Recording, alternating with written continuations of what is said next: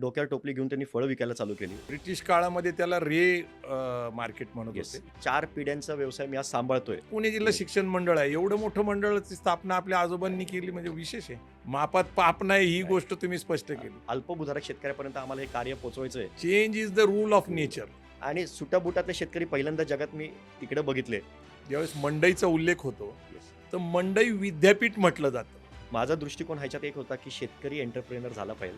शरद पवार साहेबांना भेटायची इच्छा वडिलांकडे व्यक्त करणं हीच मोठी गोष्ट आहे. पुरंदरमधलं जे अंजीर आहे ते देशातलं सर्वात उत्तम अंजीर. माझ्या आजोबा एक वाक्य वापरायचे, knock knock the door will open. माझं एक धोरण कायम असं आहे की ज्या देशाला मी जातोय, मी व्यवसायाचं बोलायच्या आधी मी तिकडचं कल्चर शिकतो पाहिजे. आज काही करोडोंचा टर्नओव्हर पुरंदर हायलँड्सचा आहे. लोक असं म्हणतात की जेव्हा तुम्हाला थकल्यासारखं वाटतं त्यावेळेस तुम्हाला फक्त शरद पवारांकडे बघितलं तर Yes. प्रेरणा मिळते. नमस्कार, मी प्रवीण गायकवाड. आपल्या मराठा बिझनेस कम्युनिटी या पॉडकास्टमध्ये आज आपण निमंत्रित केलेलं आहे रोहन सतीश उरसळ. पुरंदर हायलँड्स या फार्मा प्रोड्युसर कंपनी लिमिटेडचे फाउंडर आहेत, चेअरमन अँड MD आहेत. ते ज्या भागातनं येत आहेत तो पुरंदर तालुका, जिथं छत्रपती संभाजी महाराजांचा जन्म झाला. पुरंदरचा तह आपल्याला माहिती आहे. अखंड महाराष्ट्राचं आराध्य दैवत जेजुरीचा खंडोबा, महात्मा ज्योतिबा फुलेंची जन्मभूमी खानवडी आणि आद्य क्रांतिकारक उमाजी नाईक यांचा किल्ला त्या ठिकाणी आहे. अशा ऐतिहासिक पार्श्वभूमी असलेल्या या पुरंदर तालुक्यातल्या आबाजी उरसळ, शिवकालीन संभाजी महाराजांच्या इतिहासामध्ये त्यांचा उल्लेख दिसतो. आणि DB उरसळ यांच्या कुटुंबातनं नंतर मग शंकरराव उरसळ जे पुण्याचे महापौर होते, जिल्हा परिषदचे अध्यक्ष होते, त्यानंतर सतीश उरसळ जे पुणे जिल्हा शिक्षण मंडळाचे सरचिटणीस होते, आणि मग त्यांची पुढची पिढी आत्ताचे न्यू एंटरप्रेनर रोहन सतीश उरसळ आपल्याबरोबर आहेत. आपण त्यांचं स्वागत करू. नमस्कार. नमस्कार. नमस्कार दादा. रोहन, आम्हाला तुझ्याबद्दल जाणून घ्यायचं आहे. तुमचं नेमकं गाव कुठलं आहे, तुमचा वारसा कसा आहे, ऐतिहासिक वारसा आहे, आणि मग हळूहळू तुमचं शिक्षण आणि मग उद्योग, आणि मग आपण लोकांना काय प्रेरणा देता, अशी ही चर्चा राहणार आहे. तर प्रथम आपला ऐतिहासिक वारसा आम्हाला जाणून घेण्याची इच्छा आहे. नक्कीच. सर्वप्रथम दादा मी आपले आभार मानेल आणि आपल्या प्रेक्षकांचंही सर्वांना नमस्कार की आज आपण मला या पॉडकास्टला आमंत्रित केलं. आणि जसं आपण सर्वांना सांगू इच्छितो की माझा व्यवसाय हा माझ्या पंजोबांनी म्हणजे कैलासवासी दशरथराव बाबूराव उरसळ म्हणजे DB उरसळ यांनी 1903 साली चालू केला होता. बापरे, 125 वर्ष होत आली. 125 वर्ष. आणि त्या काळी त्यांचं संकल्पना होती, म्हणजे त्या काळीची मी म्हणेल ती स्टार्टअप होती त्यांची, की शेती करण्याबरोबर एक चांगला आपण त्याचं विक्रेते पण बनले पाहिजे, ही त्यांच्या मनात कायम यायचा विचार. आणि तसं असताना त्यांनी त्यांच्या आईंशी त्यावेळेला चर्चा केली की, आणि पुरंदर सर्वांना माहितीच असेल की पुरंदर हा कायम एक दुष्काळी भाग पाऊसच ठरलाय. नाही तिथं. पाऊसच नाही. पण त्या कठीण प्रसंगातही शेती चालायची, काहीला विहिरी खाण्याची कामं चालायची, आणि अशा ह्याच्यातनं प्रपंच चालू होता. पण त्यांचं एक धोरण होतं की नाही, आपण एक चांगले उद्योजक बनले पाहिजे.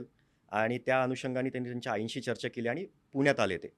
तर पुण्यात आल्यावर डोक्यावर टोपली घेऊन फळं विकायला पुण्यात चालू केली. बापरे. म्हणजे तसं म्हणायला गेलं तर त्या काळचा जेवढा इतिहास मी ऐकलाय, वाचलाय, तर एक मराठी व्यक्ती पहिल्यांदा ह्या व्यवसायात येणारं म्हणजे त्यांचं उदाहरण होतं अच्छा. त्यावेळेला, की डोक्यावर टोपली घेऊन त्यांनी फळं विकायला चालू केली. तो व्यवसाय चांगला चालायला लागला. आणि चालत असताना मग त्यांनी ठरवलं की जे प्रसंग आपल्यावर आले किंवा जे आपल्याला इथं काही कठीण प्रसंगांना सामोरं जावं लागलं, तर त्यांची इच्छा होती की नाही, पुढची पिढी पण ह्या व्यवसायात आली पाहिजे. ग्रामीण भागातून म्हणजे पुरंदरमधून लोक इथं आली पाहिजे, व्यवसाय केले पाहिजे. म्हणून त्यांनी टिळक रोडला एक तालीम चालू केली. अच्छा. आणि ती तालीम उरसळ तालीम होती. नंतर ती माझ्या माहितीप्रमाणे गुरुजी तालीम झाली. ओ. आणि ती तालीम पहिले उरसळ तालीम होती, पंजोबांनी स्थापन केली होती ती. पुरंदरच्याच कुंजिरांची एक कुंजीर तालीम आहे लक्ष्मी रोडला. येस. बरोबर आहे. सो ती तालीम सुरू करायचं काका कारण 2 होते. माझी अच्छा. आजी कायम ह्या गोष्टी सांगायची की एक तर मुलांना राहायला जागा मिळेल. दुसरी कारण की त्यावेळेला रे मार्केट होतं. म्हणजे ब्रिटिशकालीन जे आता आपली महात्मा फुले मंडई आहे, ते रे मार्केट होतं. अच्छा. आणि रे मार्केटमधला पहिला आडतीचा व्यवसाय आजोबांचा आणि काची फॅमिली हे 2 तिथं प्रामुख्याने व्यवसाय करायचे. ब्रिटिश काळामध्ये त्याला मार्केट म्हणत येस, होते येस, येस. आणि स्वतंत्र भारतानंतर मग त्याला महात्मा महात्मा फुले ज्योतिबा मंडई. फुलेंचं नाव येस, दिलं. येस, येस, सगळ्यात महत्त्वाची गोष्ट अशी आहे की ज्यावेळेस मंडईचा उल्लेख होतो, येस. तर मंडई विद्यापीठ म्हटलं जातं. हो. अर्थात त्यावेळेस त्याचं कौतुकही होतं हो, हो, हो. आणि तसंच ते हिणवणंही होतं, कारण त्यावेळेस ब्राह्मणेतर चळवळीचा काळ होता. राइट. त्या काळामध्ये मंडईमध्ये जे मराठा कुटुंबातले लोक आहे, म्हणजे जसं उरसळ कुटुंब आहे, हो. तसं लक्ष्मणराव मारुतराव थोरात येस, यांची आडत होती. येस. बाबूराव सनस महापौर त्यांचीही आडत होती. नामदेवराव मते हे आमदार झाले त्यांची होती. मामासाहेब मोहोळ आमदार झाले त्यांचीही होती. आणि नंतर उल्हासदादा पवार जे आमदार होते त्यांचीही होय. नंतर अजय भोसले जे आहेत शिवसेनेचे त्यांच्याही आजोबांची इथं आडत होती. म्हणजे मराठा कुटुंबातले लोक या रे मार्केटमध्ये आडतदार म्हणा किंवा ट्रेडर्स म्हणून आले आणि महात्मा ज्योतिबा फुलेंच्या नावाने ती मंडई झाली. मंडई. त्यावेळेस उरसळ कुटुंबाने हा व्यवसाय खूप चांगल्या प्रकारे चालवला. येस. त्यांचं तेच म्हणणं होतं, की व्यवसायात आपला समाज आला पाहिजे. शेती करत असताना आपल्याला व्यवसायाचं ज्ञान पण आलं पाहिजे. आणि ही तालीम ते ते तेच करायची, की राहायला जागा मिळेल आणि सकाळी सगळी तिकडचे युवक जे असायचे ते फळ विक्रेते बनायचे. आणि त्यावेळेला स्वातंत्र्य चळवळ तेव्हा खूप मोठ्या प्रमाणात चालू असायची पुण्यातून, त्या मंडईतून, त्या भागातून. तर त्याच स्वातंत्र्य चळवळीत पंजोबांपासून ही बाकीचा पण आपला जो समाज एकनिष्ठ म्हणजे त्याच्यात वेढला गेला, ते इथून ही सुरुवात सगळी झाली. अच्छा. म्हणजे ती तालीम ॲज अ तालीम म्हणू शकतो. म्हणजे पैलवान क्रिएट करता त्याच्यातनं एंटरप्रेन्योर्स क्रिएट होत होते आणि स्वातंत्र्य सैनिकही अरे वा, त्याच तालमीतून तयार झाले. म्हणजे ते एक बिग हिस्ट्री. येस. आणि ते करत असताना मग हा व्यवसाय आमचा चालू झाला. पंजोबांनी कर्नाटक असेल, तमिळनाडू असेल, आंध्र प्रदेश असेल, तिकडचे पहिल्यांदा शेतकऱ्यांना महाराष्ट्रात निवारा देणं किंवा त्यांचं प्रोड्यूस इथं आणून विकणं, ही पण त्यावेळेला पंजोबांनी पहिलीच प्रथा चालू केली, की हा बिझनेस फक्त तेवढाच पुरतं सीमित नाही राहायला पाहिजे. हा एक्सपांड झाला पाहिजे. इतर राज्यात काय होतंय ते पण आपल्याकडे आलं पाहिजे. हे इतर राज्यातनं फळं आणत होते ते हो, हो, हो. त्यावेळेला त्या वॅगननी काळामध्ये? माल यायचे काका आणि त्या वॅगननी माल येऊन त्यांची विक्री इथं व्हायची. ते शेतकरी त्यावेळेला तिकडचे 3-3, 4-4 महिने आमच्या वाड्यात इथं राहायला असायचे. अरे बाप. नंतर आजोबा माझे कैलासवासी शंकरराव दशरथराव उरसळ, जे पुण्याचे सर्वात तरुण महापौर म्हणजे वयाच्या 27व्या वर्षी ते लॉ शिकत होते एस-पी कॉलेजलाच आणि त्याच वेळेला सदाशिव पेठेतून निवडून आले. अरे बापरे. महापौर झाले आणि नंतर जिल्हा परिषद अध्यक्ष झाले. त्यांची पहिली टर्म चांगली राजेवाडी आमचा जो गण आहे तिकडचा, दिवे गराडे, राजेवाडी त्या भागात. त्यांना बिनविरोध लोकांनी जिल्हा परिषद म्हणजे निवडून आणलं आणि अध्यक्ष पण केलं आणि सलग 10 वर्ष अध्यक्ष राहिले आजोबा. बापरे, म्हणजे पुण्याचे महापौर 5 वर्ष, जिल्हा परिषदचे अध्यक्ष 10 10 वर्ष. वर्ष. पुढे त्यांनी आमदारकी पण लढली होती अशी माझी माहिती आहे. आहे त्यांना एक काही कालावधी म्हणजे एक 10 वर्षानंतर आमदारकीची संधी पण मिळाली. पण आजोबांचं एक पहिल्यापासून धोरण काय होतं, की त्यांचं जसं मी म्हटलं पंजोबांचं धोरण होतं व्यावसायिक घडवले पाहिजे. आजोबांचं धोरण होतं, की नाही ग्रामीण भागात शिक्षण घेणं फार गरजेचं आहे. आणि ते शिक्षण घडवायचं असेल तर त्यांनी त्यावेळेला कैलासवासी मामासाहेब मोहोळ असतील, हो, आदरणीय बाबूराव घोलप असतील, हो. त्यांच्या बरोबरीने पुणे जिल्हा शिक्षण मंडळाची स्थापना केली. पुणे जिल्हा शिक्षण मंडळ, हो. रयत शिक्षण संस्थे सगळ्यात मोठी आहे भारतामध्ये. त्याच्यानंतर पुणे जिल्हा पुणे. शिक्षण मंडळ आहे. एवढं मोठं मंडळाची स्थापना आपल्या आजोबांनी केली म्हणजे विशेष आहे. त्याच्यानंतर वडील श्री सतीश शंकरराव उरसळ त्यांनी पुणे जिल्हा शिक्षण मंडळात जवळपास 15 वर्ष मानद सचिव, 5 वर्ष खजिनदार आणि त्यावेळेला मला मी वडिलांच्या तोंडून हे काय मागतो, की त्यावेळेला रामकृष्ण मोरे साहेब होते. आदरणीय मोरे साहेबांनी अध्यक्ष असताना वडील त्यावेळेला खजिनदार म्हणून पुणे जिल्हा शिक्षण मंडळात आले आणि तिथून पुढे वडिलांनी 15-20 वर्ष शिक्षण मंडळात काम केलं. तेव्हा पण ग्रामीण भागातली मुलं त्यांना शिक्षण आणि नोकरी ह्या जास्तीत जास्त कशा पद्धतीने देता येतील हे त्यांचं कायमच धोरण राहिलं.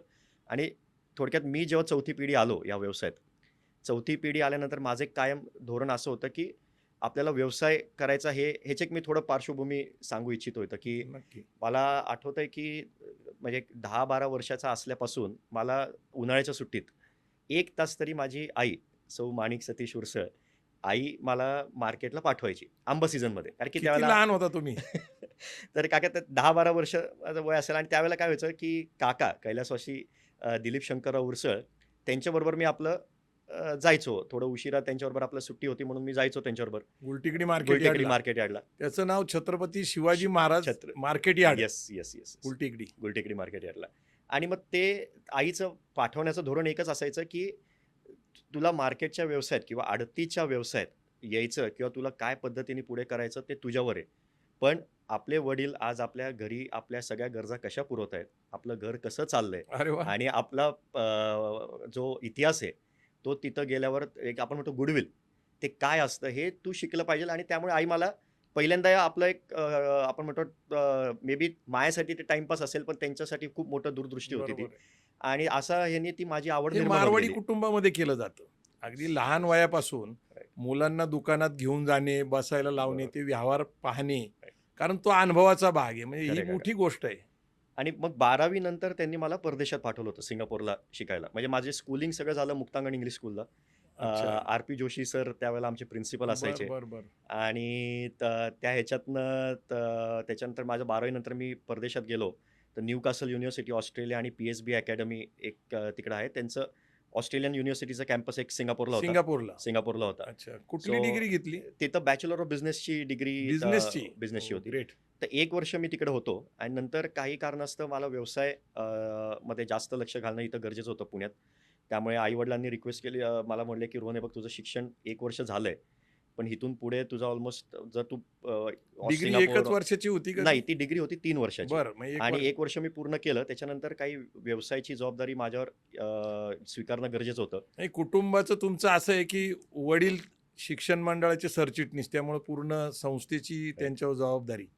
व्यवसाय तुमचा पहाटे सुरू होतो, हो. संध्याकाळपर्यंत उशिरा सगळ्या पट्ट्या बनवणे, हिशोब हो. करणे, त्यामुळे वडिलांवर ताण येत होता. काय चुलते वारले होते, हो. असा काळ चुलते होता का? पण म्हणजे माझे काका त्यावेळेला वारले होते. कुटुंबाची जबाबदारी अचानक वाढली. हो. ओके, म्हणून तुम्हाला सिंगापूरहून परत बोलवण्यात बरोबर. आलं. अच्छा, ओके, पुढं. आणि ते मग आल्यानंतर ऑब्व्हियसली माझं MIT स्कूल ऑफ मॅनेजमेंट जे आहे तिथं आपलं पौड रोडला, अच्छा. तिकडं मी माझं BBAचं शिक्षण चालू केलं.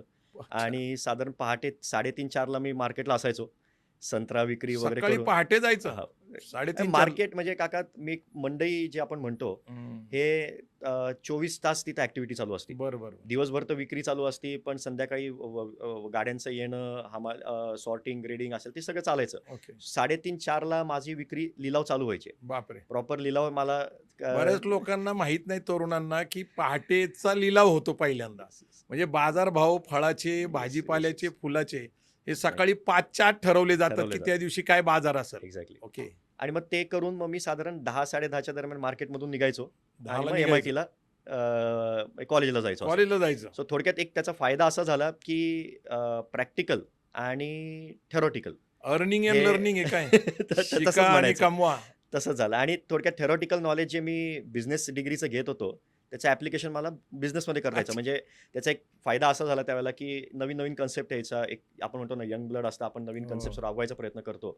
तर एक असं बऱ्याचदा बोललं गेलं की आडतदार म्हणजे काय, व्यापारी, कमिशन एजंट. कमिशन एजंट, एक काय निगेटिव्ह परसेप्शन मला दिसायचं की असं आहे. पण आता वैयक्तिक मी आज बघतोय की आज आमचे काही शेतकऱ्यांशी जवळपास 80 वर्षापासून संबंध आहेत. नाही, त्यांच्या कुटुंबाशी कुटुंबाशी संबंध आहे, संबंध. त्यांच्या अर्थकारणाशी Yes. आहे, त्यांच्या अडीअडचणी आहे. Right. मी स्वतः गुलटेकडी मार्केट यार्डला फुलाच्या बाजारामध्ये आनंदतारा पुष्पालय नावाचं जवळपास 5 वर्ष मी आडत स्वतः चालवलेली आहे. आणि त्या काळामध्ये शेतकऱ्यांना आडतदार लुटतात, फसवतात, अशा प्रकारचं मी स्वतःही ऐकलेलं आहे.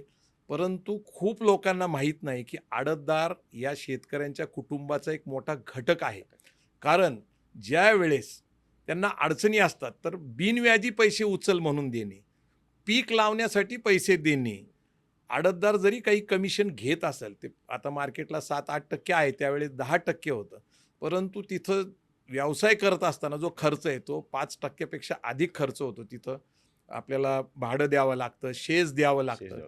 आणि आडतदाराचं महत्त्व हे नाकारता येणार नाही. आणि बहुतेक आडतदार हे मराठा कुटुंबातनं आलेले आहेत. शेतीचीच त्यांची बॅकग्राऊंड आहे. शेती, आमचं सुद्धा फुलाची शेती होती. आणि मलाही असंच सांगितलं गेलं होतं, आडतदार फसवतात, लुटतात वगैरे. स्वतः आडतदार झाल्यानंतर त्याची किंमत काय मोजावं लागते, तर आडतदाराला शेतकऱ्याला पट्टी रोख द्यावी लागती आणि खरेदीदाराला Correct. माल उधार द्यावा लागतो Yes. आणि कित्येक वेळा उधारी बुडते आणि कितीतरी उधारी लाखो रुपयाची आडतदारांची बुडलेली आहे.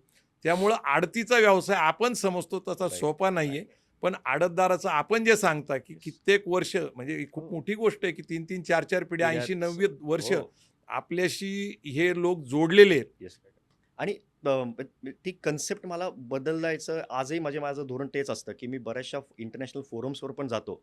तर मी कायम एक आडतदारांची भूमिका मांडायचं माझं कायम चळवळ असते. कारण की जगातले जवळपास काका मला 22 देश फिरायचा किंवा काही प्रसंगाने जायचा एक योग आलेला आहे. 22 देश 22 कुठले कुठले देश महत्वाचे तरी सांगा. न्यूझीलंड म्हणजे न्यूझीलंडपासून ते साऊथ ईस्ट एशियामध्ये बरेचसे देश, त्याच्यानंतर मिडल ईस्ट, युरोपमधले, अच्छा, म्हणजे एक USA कॉन्टिनेंट सोडला तर बऱ्यापैकी आफ्रिकेपासून इथपर्यंत बरेचसे देश, आणि हे 22 देश. सगळं फ्रूटच्या निगडीत. हो. म्हणजे फ्रूटच्या निगडीत माझं जाणं झालं बऱ्याचशा ठिकाणी, आणि या फळांनी मला तिकडं संधी दिली आहे जायची. आणि हे सगळं जात असताना मी कायम एक धोरण ठेवलं, की जर जगातले मोठे म्हणजे इवन बिग कंपनीज टाटा असेल, महिंद्रा असेल, तेही आज त्यांचे डिस्ट्रीब्युटर्स असतात. ते पण एक पद्धत, एक बिझनेस मॉडेलनी जातात. फ्रूटचा बिझनेस पण एक बिझनेस आहे. म्हणजे शेतकरी आज आमच्यावर जर 21व्या शतकातही विश्वास ठेवतोय, ह्याचा अर्थ की काहीतरी तर आम्ही चांगली सर्व्हिस देतोय. काहीतरी प्रमाणात आम्ही त्यांना आज तुम्ही जसं काका म्हटलं, अडी-अडचणीला, चांगल्या वाईट प्रसंगांना आम्ही त्यांच्याबरोबर, ते लग्न आमच्याबरोबर. ठरलं त्या हो. काळामध्ये, लग्न ठरलं तर आपल्याला आपला आडतदार आपल्याला पैसे देणारे ओंड्याला असतील लग्नासाठी इतका विश्वास होता. त्या काळामध्ये पतसंस्था बँका नव्हत्या. हो. शेतकरी ही तेवढ्या जीवापाड प्रेम आमच्यावर करतो आज. नाही, म्हणजे करतो, आजही करतो. आजही करतोय. आणि मी काका एक छोटा किस्सा, म्हणजे मी व्यवसायात यायच्या आधी मला वडिलांनी एकदा असंच संध्याकाळी बसून सांगितलं होतं, की रोहन, म्हणजे ही पणजोबांची आमची शिकवण होती पहिल्यापासून, की ताटावर बसलं म्हणजे पणजोबा काय म्हणायचे, ताटावर बसले की ते सर्व मुलांना त्यांच्या सांगायचे, म्हणजे आजोबा असतील माझे, चुलत आजोबा असतील, सगळ्यांना सांगायचे, ते कुटुंबाला सांगायचे, की तुमच्या ताटात जी भाकर आज वाढली आहे, त्याच्यात ती जर पूर्ण समजून तुम्ही खाताल तर तुम्ही हा व्यवसाय टिकणार नाही. त्यातली अर्धी भाकर ती तुमच्या आडतीवर शेतकरी जो माल घेऊन येतोय तो त्याचा खरा मालक आहे, अच्छा, आणि अर्धीच तुम्ही कमवली आहे, ही बरोबर. समजून तुम्ही ते जेवण पण प्राशन करा जाणीव आणि असली पाहिजे. तुमची व्यवसाय त्या पद्धतीने करा. जाणीव असते. ती जाणीव तुम्ही ठेवली तर तुम्ही या व्यवसायात सक्सेस राहताल. मोठी गोष्ट. हा त्यांचा पद्धत, म्हणजे आपण म्हणतो एथिक्स होते त्या तुमच्या businessचे. कुटुंबाचे इथिक्स आहेत. एथिक्स आहेत, आणि ते मला चालवत असताना, म्हणजे मी म्हणेल की मी टेक्नॉलॉजी, जसं मी व्यवसायात आलो 2009-10 साली, तर त्यावेळेला मी शेतकऱ्यांना लाईव्ह CCTV कव्हरेज द्यायचो, की बाबा जरी तू गावात आहेस तरी विक्री बघ काय होतीये, मापं कशी चालली आहेत ते तुम्ही बघा. तुम्हाला 8 दिवसापर्यंत रेकॉर्ड्स मिळतील, काय झालंय, कॉम्प्युटराइज बिलं मिळतील, तुमच्या घरी बसून तुम्हाला पट्ट्या मिळतील, पेमेंट्स तुम्हाला स्ट्रीमलाईन होतील. हे हे एक सिस्टीम जशी जशी आम्ही अवलंबत गेलो, तसे त्यांची पुढची पिढी माझ्याशी कनेक्ट होत गेली. म्हणजे तुम्ही शिक्षण घेतल्यानंतर आडत व्यवसायाचं आधुनिकीकरण केलं, म्हणजे जे लेटेस्ट टेक्नॉलॉजीज आहेत Right. तुम्ही सगळ्या अप्लाय केल्या. म्हणजे गुलटिकडी मार्केट यार्डला एक तरुण शिक्षण घेऊन येतो, अगदी IT दर्जाचं शिक्षण घेऊन येऊन तिथं येऊन पट्ट्यासुद्धा तुम्ही इलेक्ट्रॉनिक पद्धतीने द्यायला लागला. मापात पाप नाही ही Right. गोष्ट तुम्ही स्पष्ट केली. मला आठवतं की तसं उरसळ कुटुंब आणि आंबा कोकणातला हो. हा फार प्रसिद्ध आहे. म्हणजे कोकणातला ज्याला आपण हापूस आंबा म्हणतो किंवा केसर आंबा म्हणतो, तो आंबा खऱ्या अर्थाने तुम्ही व्यवसायात आल्यानंतर आयात निर्यात करायला लागला. काका ह्याच्यात एक अशा म्हणजे मी सांगेल, की पणजोबांनी ज्यावेळेला बाकी राज्यातून, म्हणजे आता कोकण हा, म्हणजे आपण आजही म्हणू शकतो की one of the best mango हा Yes. आपल्या रत्नागिरी देवगडचा मानला देऊन जातो. हापूस. आणि त्याबरोबरीने जो कर्नाटक असेल राज्य, आंध्र प्रदेश असेल, तमिळनाडू असेल, इथं लालबाग, बदाम, तोतापुरी, आणि आता तिकडचा दशेरी. लोकल हापूस, तिकडचा स्थानिक हापूस, असं त्या पद्धतीने वाण येतात. तर ह्याच्यात त्यावेळेला करंड्यांमध्ये ते आंबे यायचे, म्हणजे करंडे साऊथमधून. बरोबर आहे, खरं आहे, खरं आहे. आणि ती लाईन त्यावेळेला पणजोबांनी चालू केली होती एक 80 हो. वर्षापूर्वी. बाप. वॅगननी माल यायच्या, करंड्यामध्ये यायचे. आणि त्याचं कारण असं काका, की हापूस ॲज अ हापूस प्रत्येकाला सीझनमध्ये परवडू शकत नाही. म्हणजे त्यांचं एक धोरण काय होतं, की टायर 2 सगळ्याला सिटीज, आंबा खायला टायर मिळायला 3 पाहिजे. सिटीज, म्हणजे आंबा ॲज अ आंबा, ते आंबाला आंबाच बघायचे. ते हापूस आहे का, लालबाग आहे का, पायरी, हे त्यांच्या धोरणात नसायचं.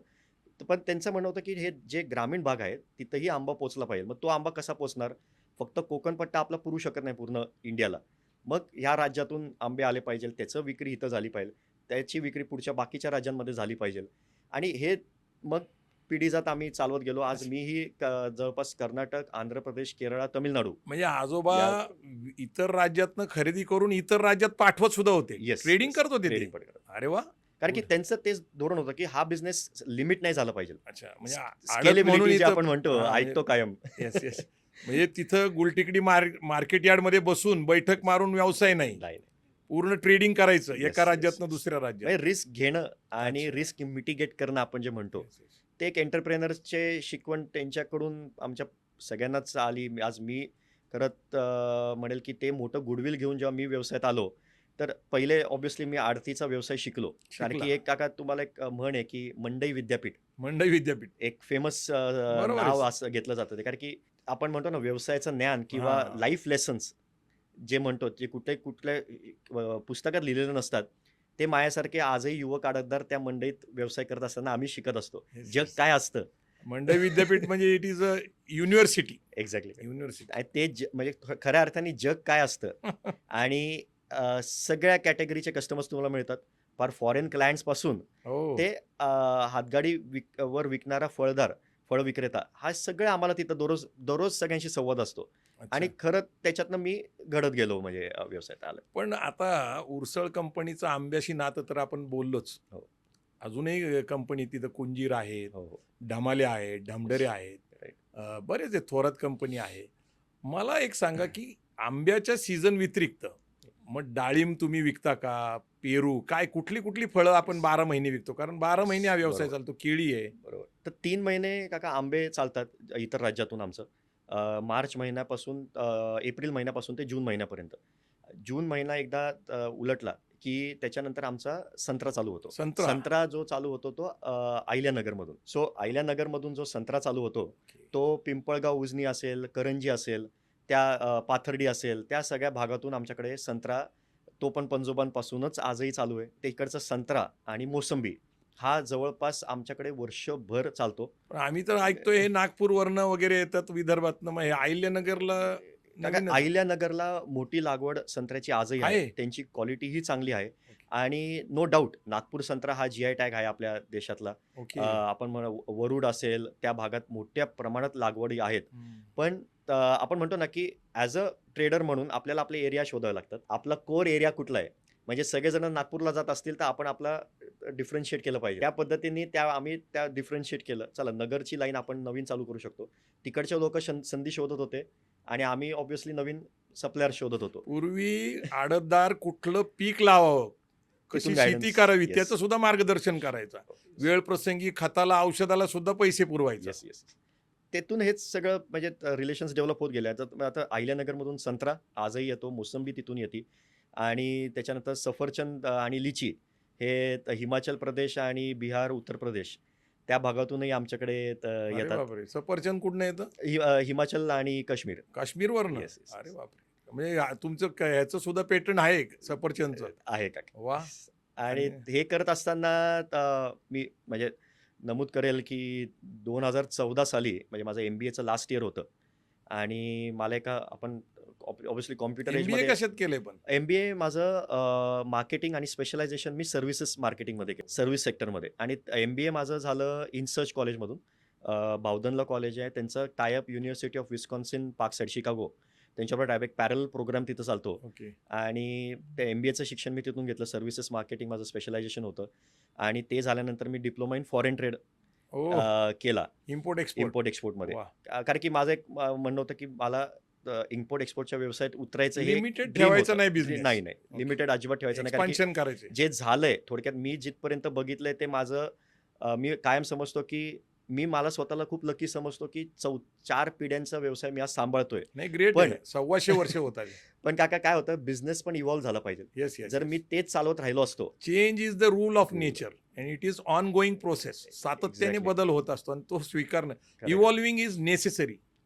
खरंय काका. आणि ते करत असताना माझ्या लक्षात आलं, की एक फ्रूट लॉजिस्टिका बर्लिनला एक प्रदर्शन होतं. जगातलं सर्वात जुनं एक्झिबिशन जर्मनीमध्ये. जर्मनीमध्ये. बर्लिनला असतं ते. दरवर्षी फेब्रुवारीमध्ये असतं ते. अच्छा. आणि जगातलं सर्वात मोठं एक्झिबिशन म्हणजे बरं. अख्ख्या जगातले तुम्हाला शेतकरी व्यापारी सगळे तिथं सापडतील. भारतात नाही येतात का लोक? भरपूर. अच्छा, म्हणजे आता महाराष्ट्रातनं तर चांगले महाराष्ट्रातून चांगली लोकं आपल्या चांगल्या प्रमाणात लोकं दिसतात तिथे बर्लिनला? बर्लिनला. वा. सो ते मी कॉलेजमध्ये असताना मला माहिती मिळाली. लास्ट इयरलाच होतो, की एक असं मोठं प्रदर्शन चालतं. आता जायचं कसं, तर त्या अनुषंगाने माझी तयारी चालू होती. कारण की ह्याच्या आधी पहिला विमान प्रवास माझा सिंगापूरला ॲज अ स्टुडंट म्हणून गेलो होतो. ओके. विमानात बसल्यावर मला माहिती होतं, की विमान बसेस्तोवर एक्साइटमेंट असते. पण विमानात बसल्यावर लक्षात येतं, की उद्यापासून कोणी नाही आपल्याबरोबर अच्छा. आणि यू आर अलोन. अलोन आणि ते एक शिक्षण मला चांगल्या पद्धतीचं मिळालं बाहेर व्हेरी असताना. Nice, very nice. Positive, negative but I take everything in positive it is aspect. Positive. आणि मग इथं जाताना मी माझे एक मित्र आहेत, खूप क्लोज मित्र माझे प्रवीण उंच वानझाडे म्हणून. ओढण्यासाठी पंखांमध्ये सामर्थ्य असावंच लागतं. येस काका. तर आता तिकडे जायचं म्हणल्यावर मी माझ्या मित्राशी डिस्कस केलं. प्रवीण वानझाडे म्हणून माझे एकदम खास मित्र आहेत. हो. तर मी प्रवीणला म्हणलं, "अरे प्रवीण असं-असं प्रदर्शन आहे." आता त्याचं कन्स्ट्रक्शनच्या निगडीत व्यवसाय आहे सगळा. बरं, बरं. तर तो म्हणला, "रोहन हे बघ तुला जायचं असेल ना, चल आपण दोघं जाऊ." अच्छा. आता दोघं जायचं कारण पण त्यावेळेला कसं आहे, मी पॉकेट मनीमधून चाललो होतो. मी बरं. वडिलांकडून काही पैसे घेतले नव्हते याला. गुड. आता दोघं गेलो की काय होतं, खर्च डिव्हाईड होतात. येस. प्रवीणला म्हणलं, "बघा आपण एकत्र राहू शकतो. ते खर्च डिव्हाईड होतील." तो म्हणला, "अरे काही हरकत नाही. मी येतो. आपण दोघं डिव्हाईड करू. पण मी येतो तुला जायचंय तर जाऊ आपण." येस. सो तिथं गेल्यावर मी पहिल्या दिवशी काका ज्यावेळेला त्या एक्झिबिशनमध्ये गेलो, तर तिथं शेतकरी असं आपल्याला एक शेतकरी म्हणून शेतकरी जी बघायची पद्धत असते आपल्याकडे, की पायजामा पायजमा, मळलेला, शर्ट, असं. टोपी घातलेला. तर तिथं पहिल्या दिवशी मी एक्झिबिशनमध्ये एंट्री केल्यावरच सगळे सुटाबुटात होते. काय गोष्ट करता? हां, म्हणजे बिझनेसमॅन लुक. बिझनेसमॅन म्हणजे ओके. तिथं गेल्यावर मी जेव्हा लोकांशी इंटरॅक्शन चालू केलं, तेव्हा माझ्या लक्षात आलं, की ही लोकं उत्तम शेती तर करतायत नो डाऊट. पण ते उत्तम विक्रेते पहिले झालेत. अच्छा. म्हणजे मार्केटिंग चांगलं करू शकतात, प्रेझेंटेशन चांगलं करू शकतात आणि मग त्या अनुषंगाने ते त्यांचं शेती व्यवसाय करतायत. आणि सुटाबुटातले शेतकरी पहिल्यांदा जगात मी तिकडे बघितले. मार्केटिंग कसे करतायत, मीटिंग्स कसे करतायत, प्रोफेशनली कशा गोष्टी करतायत आणि तेव्हा माझ्या एक लक्षात आलं, की जगातले अति नाशवंत फळं, स्ट्रॉबेरी असेल, क्रॅनबेरी असेल, रास्पबेरीज असतील, हो. हेही एक्सपोर्ट, इम्पोर्ट मोठ्या प्रमाणात होत आहेत. म्हणजे फार ऑस्ट्रेलियापासून जर तुम्ही युरोपपर्यंत पोहोचताय, भारतात पण येतात. येतात मोठ्या हं. प्रमाणात येतात. मग हे सगळं चालत असताना मग मला लक्षात आलं, की अरे जर जगात हे होऊ शकतंय, तर मग माझ्या अंजिराचं का नाही होतंय? आता अंजीर पुरंदरचं त्याला जी-आय टॅग आहे. म्हणजे जी-आय टॅग म्हणजे जिओग्राफिकल इंडिकेशन मिळाले. थोडक्यात जिओग्राफिकल इंडिकेशन काय सांगतं, की पुरंदरमधलं जे अंजीर आहे, ते देशातलं सर्वात उत्तम अंजीर. ओके. त्याला मातीचा गुण, हवेचा गुण जो असतो तो त्याला सपोर्ट करतो. म्हणजे पुरंदरच्या आमच्या गावी जर मी एक रोप लावलं आणि इथं पुण्यात येऊन मी तेच तसंच रोप लावलं, तर तिकडच्या फळांचं साईज, कलर, टेक्स्चर, टेस्ट ही पुण्यातल्या अंजीराशी मॅचच मॅच होणार करत नाही. नाही. ओके. सो त्याला जी-आय टॅग मिळालेला आहे. मग मी म्हटलं, की पुरंदरचं अंजीर हे कायम लोकं म्हणतात चांगलं, सर्वात उत्तम. पण सेकंड लोकं काय म्हणतात लगेच, की हे अंजीर टिकत नाही. आता टिकत लाईफ नाही. कमी आहे त्याला. हां, लाईफ पेरिसेबल कमी आहे. आहे. 1 किंवा 2 दिवसच टिकतं, शेतीमालाचा तोच प्रॉब्लेम आहे सगळा. असं ते म्हणतात. पण हे मिथ आहे. म्हणजे हे मी म्हणलं, की हे खोटं आहे आपण जे ऐकतो ते. कारण की परदेशात जर हे करतायत लोकं, तर आपणच कुठेतरी कमी पडतोय म्हणजे. मग मी पुण्यात आल्यावर मी वडिलांशी हे डिस्कस केलं आणि आता कसं होतं, की एक यंगस्टर म्हणून माझं एक वडिलांनी मला एकच सांगितलं, "रोहन तू आयडिया तुझ्याकडे चांगल्या आहेत, पण तू कोणाबरोबर डिस्कस करतोय, हे फार महत्त्वाचं आहे. तुला ते कशा पद्धतीने सपोर्ट करतायत." कारण की कन्सेप्ट नवीन होती. अंजीर माझ्या डोक्यात त्यावेळेला पक्कं होतं, की अंजीर आपल्याला एक्सपोर्ट करायचे आहेत. आता ते मी तुम्ही काहीतरी सांगताय सॉइल राईज काय काय नेमकं वाक्य आहे ते? काका एक दृढ वाक्य आम्ही तयार केलं पुरंदर हायलँड्सचं, की from this soil we rise. म्हणजे अच्छा. आज मी जे अभिमानाने सांगतो, की आज आमचं कुटुंब फ्रॉम असं धिस आहे. From soil this soil we rise. We rise. मग काय मराठीमध्ये त्याचा म्हणजे अर्थ? ह्या मातीतून आम्ही जे घडलेलो आहे जन्मलोय. आणि अच्छा. या मातीने जे आम्हाला आज आम्ही जे आलेलो आहे, ज्या लेव्हलवर आलेलो आहे आणि ओके. ज्या उंची आम्ही गाठतोय, ते या मातीमुळे. पुरंदर हायलँड्स या लिमिटेड कंपनीचं हे ब्रीद वाक्य आहे. ते ब्रीड वाक्य आहे आणि पुरंदर हायलँड्सचं स्थापना कशी झाली तेच मी आता त्यावर येस, येस, येस. येतो काका, आम्हाला की त्याच्यात इंटरेस्ट आहे. की पुरंदर आता मग ही आयडिया कोणाबरोबर डिस्कस करायची, तर मी हम्म. माझ्या गावातले एक वरिष्ठ सिनियर ज्येष्ठ शेतकरी आहेत. समील मामा इंगळे म्हणून आम्ही त्यांना म्हणतो. Okay, okay. अ, उत्कृष्ट शेतकरी, पारितोषिक मिळालेले शेतकरी आणि रामचंद्र गुरुजी खेडेकर. असं ते दोघंही म्हणजे जवळपास 60-65 वर्षाचे असतील आणि एकदम उत्कृष्ट शेती करणारे. अच्छा. पण ब्रॉड विजन असणारे. तर मी त्यांना पहिले म्हणलं, की एक आता यंग एंटरप्रेन्युअर म्हणून मी गेलो नाही, आपल्याला अंजीर एक्सपोर्ट करायचे आहेत. तर ते करू म्हणले. आता ते मला माहिती होतं हे नाही म्हणणार नाहीयेत. पण जसं मी त्याच्यात तयारी करायला लागलो मग एक्सपोर्ट यापूर्वी करायची. कुणी अंजीर नाही एक्सपोर्ट एक्सपोर्ट केलेली? नाही केले काका ओके, याच्या आधी. ओके. आणि तेव्हा लक्षात आलं, की अरे अंजीर एक्सपोर्ट करणं ही मला नंतर कळालं की ही फार मोठी प्रोसेस. डिस्टंट ड्रीम आहे. म्हणजे हे आपण फार पुढचं एवढं सोपं नाही दिसत आहे.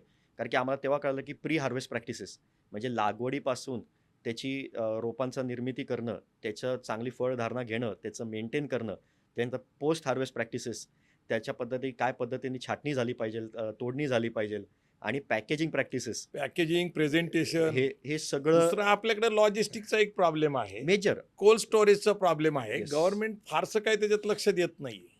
आपल्याकडे मला आश्चर्य वाटतं की प्रत्येक जिल्ह्यात कृषी विज्ञान केंद्र आहे. फक्त एक बारामती KVK सोडलं तर इतर कुठेही ती चर्चा दिसत नाही. दुसरं मला एक सांगा की प्रत्येक फळाचं संशोधन केंद्र आहे महाराष्ट्रात हो. पण आहे आणि देशात पण हो, आहे. हो, हो. असं आहे का? म्हणजे सीताफळाचं म्हणा हो. किंवा तुमचं अंजिराचं म्हणा, असं संशोधन केंद्र आहे का? आहे सर एक आपलं जाधववाडी पुरंदरमध्ये जे गाव आहे तिथं हां. अंजीर संशोधन केंद्र, अंजीर सीताफळ केंद्राचं आहे का संशोधन केंद्र महाराष्ट्राचं आहे ते? महाराष्ट्राचं आहे. म्हणजे केंद्रातूनच ते ICR ओके, थ्रूच येतं ते. ओके. सो तिथं संशोधन केंद्र आहे आणि ते संशोधन केंद्र त्यावेळेला चालू करण्यात कैलासवासी डॉक्टर विकास खैरे सर होते. त्यांनी ते स्थापनेत Good. मोठं हां. त्यांचं योगदान होतं.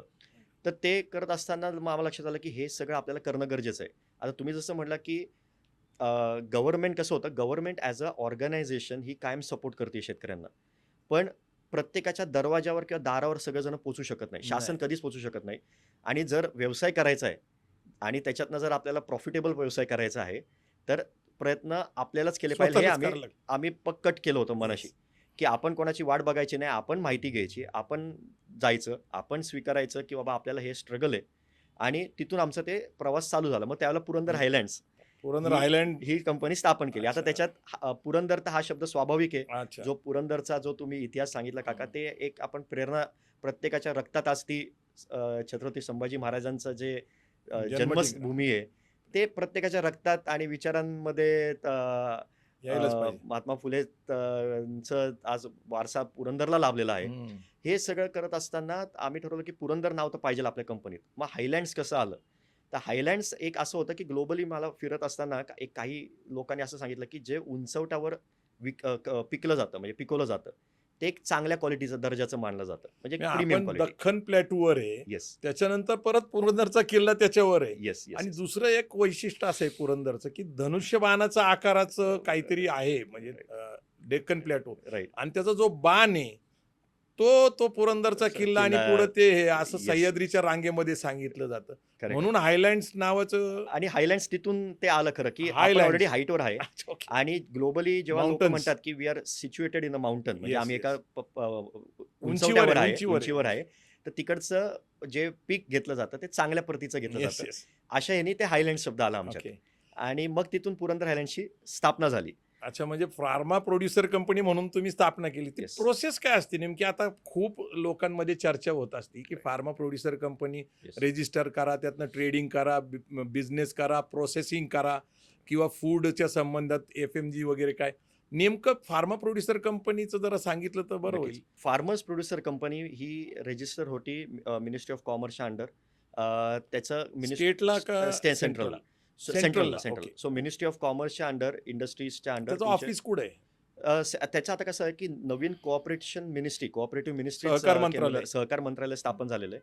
So as a farmer producer company तुम्हाला सहकार क्षेत्रातले नियम लागू होतात, ओके. प्लस प्रायव्हेट लिमिटेड कंपन्यांचे असं दोन्हीचं कॉम्बिनेशन हे बरं. Farmer producer company. आता बरं. ह्याच्यात प्रायव्हेट लिमिटेड आणि फार्मर प्रोड्युसर कंपनी ह्याच्यातला सर्वात मेजर फरक हा आहे की प्रायव्हेट लिमिटेड म्हणजे तुमचे जेवढे नंबर ऑफ शेअर तेवढा तुम्हाला जास्त वोटिंगचा अधिकार असं प्रायव्हेट लिमिटेडमध्ये असतं. पण शेतकरी उत्पादक कंपनीत इररिस्पेक्टिव्ह ऑफ नंबर ऑफ शेअर म्हणजे तुमचे लाख शेअर असतील किंवा तुमचा एक शेअर असेल, तुम्हाला वोटिंग राईट हा एकच राहतो. एकच. तर त्याच्यात शासनाचं हेच धोरण होतं की शेतकऱ्यांनी एकत्र येऊन एका मंचावर येऊन एक चांगल्या पद्धतीची चळवळ चालली पाहिजे. जसं म्हणलं शेतापासून बांधापासून म्हणजे फार्म टू फोर्क ओके. ही मॉडेल कन्सेप्ट चांगलं चाललं पाहिजे. ह्या अनुषंगाने FPC स्थापन गेल्या. आपल्याकडे ही कन्सेप्ट तशी बघायला गेली तर गेल्या 15-20 वर्षातली आहे. अलीकडे आलेली आहे. परदेशात युरोपमध्ये किंवा USA मध्ये ह्या मोठ्या लेवलवर ओके. ऑलरेडी कोऑपरेटिव्ह स्थापन त्यांच्या चालल्या आहेत चांगल्या पद्धतीने. न्यूझीलंड असेल. सो आम्ही लगेच फार्मर प्रोड्युसर कंपनी केली नाही. सुरुवातीला मी प्रोप्रायटरी कंपनी केली. किती मेंबर्स लागतात ह्याला साधारण? भांडवल किती लागतं? भांडवल त्याला असं लिमिट नाही आहे, पण तुम्ही मिनिमम आपण म्हणतो की एक लाख रुपये तुम्ही इन्व्हेस्ट करून तुम्ही रजिस्टर करू शकता. पण त्याच्यात कंप्लायन्सेस जे आपण म्हणतो की कंप्लायन्सेस प्रायव्हेट लिमिटेडचे तुम्हाला फॉलो करावे लागतात आणि रूल्स कोऑपरेटिव्ह म्हणजे अच्छा. सहकार क्षेत्रातले लागू होतात तुम्हाला. कॉम्बिनेशन आहे. कॉम्बिनेशन आहे. हायब्रिड आहे, हायब्रिड. Hybrid, hybrid. ओके. आणि हे करत असताना मग आम्ही पहिले प्रोप्रायटरी स्थापन केली. प्रोप्रायटरून आम्ही कृषी गट नाही मग मध्ये कुणाकडे रजिस्टर केलं. जावं लागतं याच्यासाठी? सीएकडं, सीएसकडं म्हणजे कंपनी रजिस्ट्रेशनकडं का अजून काही नाही एजंट एक्झॅक्टली आहेत? सीए आणि सीएस या दोघांच्या मदतीनेच ह्या कंपनी अच्छा, स्थापन ओके. होतात. कारण आपल्या प्रेक्षकांना कळलं पाहिजे, नक्कीच, जर फार्मा नक्कीच. प्रोड्युसर कंपनी काढायची असेल, येस. तर त्याचे नॉर्म्स काय आहेत? त्याला राइट. मेंबर्स किती लागतात? फंड राइट, किती राइट. लागतात? कुणाकडे जाऊन रजिस्टर करायचं? तर फार्मा प्रोड्युसर कंपनीचं ज्ञान त्यांना होईल त्या निमित्ताने. नक्कीच. सो आता आपला जो मूळ विषय आहे, पुरंदर हायलँड्सचा, त्याला अनुषंगाने धरून मग आपण पुढे जाऊया. नक्कीच, नक्कीच. सो आम्ही एक प्रोप्रायटरी कंपनी स्थापन केली. त्याच्यानंतर आम्ही कृषी गटात आपण रजिस्ट्रेशन केलं, जे कृषी विभागाच्या अंडर येतं. आणि 2021 मध्ये आम्ही एफ-पी-सी म्हणून स्थापन केली. आता एफ-पी-सी स्थापन करायचं कारण एवढंच होतं, काय आहे की ते? फार्मर प्रोड्युसर कंपनी अच्छा, जे आपण शॉर्ट चर्चा फॉर्म केली. आहे त्याचा. प्लॅटफॉर्म शॉर्ट फॉर्म आहे त्याचा.